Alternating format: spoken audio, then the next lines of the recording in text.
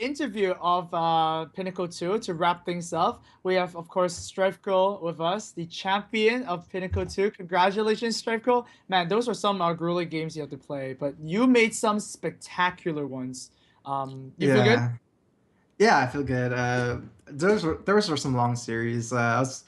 I was pretty happy after realizing that I did have the one game lead going to the grand finals. Yeah, I know sometimes like some tournaments don't run it too fair, where it's just like you don't really get an advantage coming from the winners bracket. But I think this is like a good way to do it. Um, yeah, had fun playing the tournament. It's like I've had like the longest past 3 or 4 days, just like lack of sleep and streaming a lot end of season, as well as this tournament. So it's nice to just pick up the win. Okay, so a couple of questions for me, and then we'll throw to some admirable questions. First of all, how do you like the coup system, and did you prepare specifically for it, or it was just like reactive?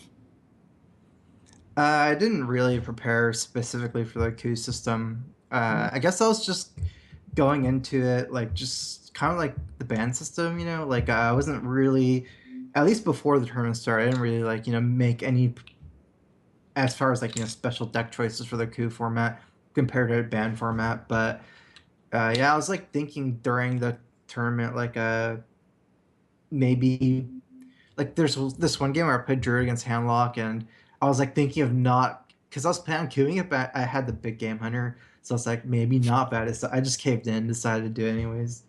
Okay, I see. And of course, the second question is, you had a lot of very, very cool plays. Which one is your favorite?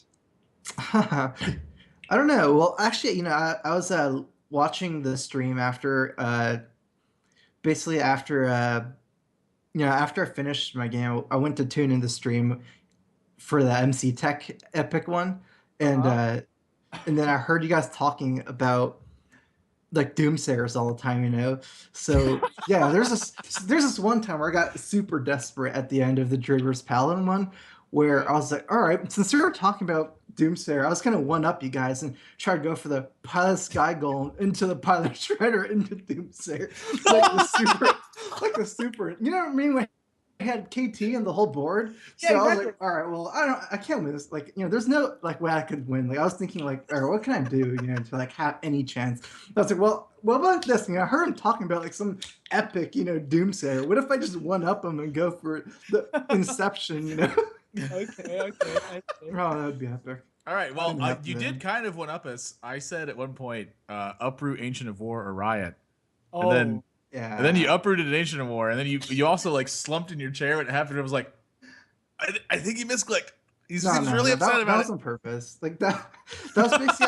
I saw he had Black Knight in his deck. So if he Black Knight plus Fireball, if I had the taunt, he can actually kind of make a comeback. So I I see. just wanted to just uproot it, play it safe, it. because I know he didn't have to Uprooted. beat you. Play safe. Perfect play I. safe, man.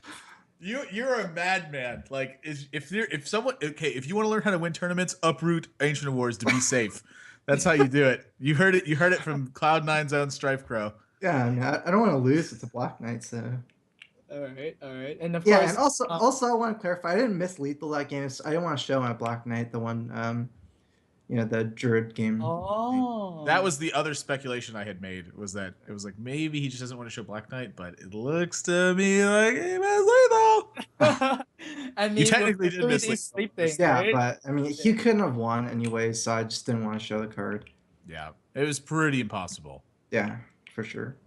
Very interesting, very interesting. Of course, the match against Orange, where you effectively healed his handlock to the death, that was also one of the main highlights. Yeah, I don't want to ever give him the Molten Giant, and like, eventually he's out of threats, right? Like a lot of his cards left for things, I don't know what they were, like Heal Bot and Dark Bomb, things like that or whatever. So he didn't really have anything to do. If he wanted to, like, basically he needed to like get value from the Molten and then try to play Draxus, but the more I heal him or whatever, the more he can't ever play Draxus or Molten Giant. I mean, he can just Draxus anyways from 30 to 15, but then I might as well not attack anyways. So Mhm. All right, very spectacular plays. Strefko is going to win the Pinnacle 2 championships. And of course, a last look at the brackets to wrap things up. Life Coach is going to be your second place finish, and it's going to go home with $1,500. Def Lore over there, third place finish, not too bad, not too shabby, going from the 32-man qualifiers all the way up to there. And of course, Orange is also your fourth place finisher. Also has a prize, $250. And of course, also worked a long way from 32-man qualifiers. And of course, Pinnacle 2 did go pretty well, aside from some, DCs and, no shows, I guess. But overall, it went pretty well. I hope you guys enjoyed it. And of course, if we can organize one, Pinnacle 3 should be coming with a brand new set of players. Just everything, brand new set of art and whatnot, and it'll be great. Admirable, do you have any closing words? Just a big thank you to everyone who makes the tournament possible, which means mostly the fans, because without people to watch these events, there'd be no reason to have them. That's right. And of course, Strifecro, do you have any shout-outs to give before we head off? Well, I just want to say, like, this has been a pretty epic weekend for Cloud9 because, I just want to point that out with Clento winning the King Gwyn tournament as well. So, yeah, it's cool. Shout out to my team for being so awesome. All right. And that's it, right? Yeah, that's it. Okay, good. So, of course, I have to give a big shout out to the production crew behind this as well. Slight and Simpatico doing a great job. And of course, from me, Admirable, and Strifeco here, we wish you a great last few hours of January. Happy laddering of the season, and we will see you in February. Take care, guys.